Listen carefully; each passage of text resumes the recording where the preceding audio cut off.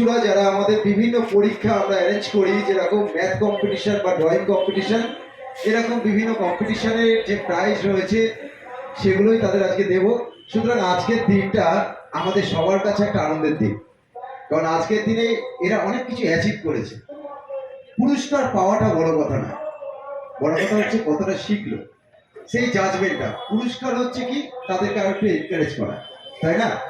দেখুন, প্রথম ধাপে আমাদের যেটা হ্যালো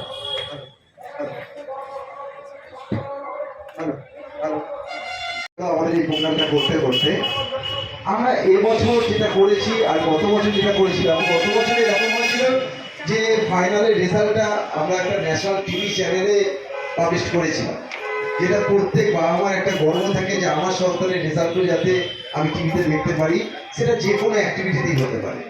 প্রত্যেক বছর দেখি তো যে মাধ্যমিকের রেজাল্ট আবার দেখছি টিভিতে দেখাচ্ছে, তা সব ছেলে মেয়েই তো মাধ্যমিকে ফার্স্ট হতে পারছে না, কিন্তু তাদেরও যদি আমরা দেখতে পাই, তাই আমরা সেই ব্যবস্থাটা এবার করেছিলাম। এই বছর ম্যাথের রেজাল্ট ফাইনালেরটা আমরা চেষ্টা করছি জানুয়ারির মধ্যেই এটাকে কমপ্লিট করে দেওয়ার। আর 2-1 দিনের মধ্যে রেজাল্টটা ছাড়ার কথা আছে। যদি জানুয়ারি কোথাও 19-20 হয়, তাহলে ফেব্রুয়ারি ফার্স্ট উইকের মধ্যেই আমরা রেজাল্টটাকে আউট করব। এটা ভাববেন যে রেজাল্টটা শুধু আমাদের এই কজনের মধ্যে সীমাবদ্ধ নয়। বুঝতেই পারছেন 4টে স্টেটের সঙ্গে হয়েছে ফাইনালের খাতা। এত খাতা দেখা এটা কিন্তু চারটিখানি কথা নয়। যেরকম মাধ্যমিক পরীক্ষার সময় শুধু ওয়েস্ট বেঙ্গলে